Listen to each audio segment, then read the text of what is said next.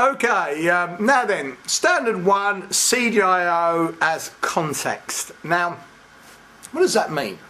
Now, I'm not an engineer, but I've read the book on CDIO by Crawley et al. And I've been involved in implementing it for 3 years. And I think in very basic terms, it's essentially this. Engineers solve real-world problems.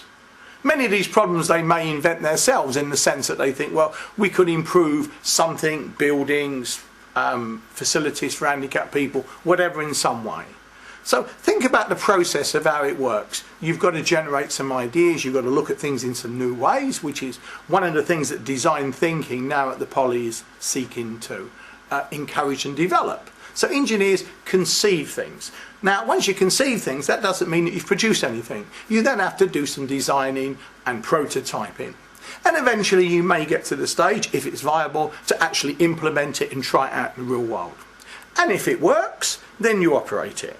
And so essentially, CDIO is what engineers actually do in the real world of practice. So for this standard, you just simply need to be aware of that as a reality for engineering education.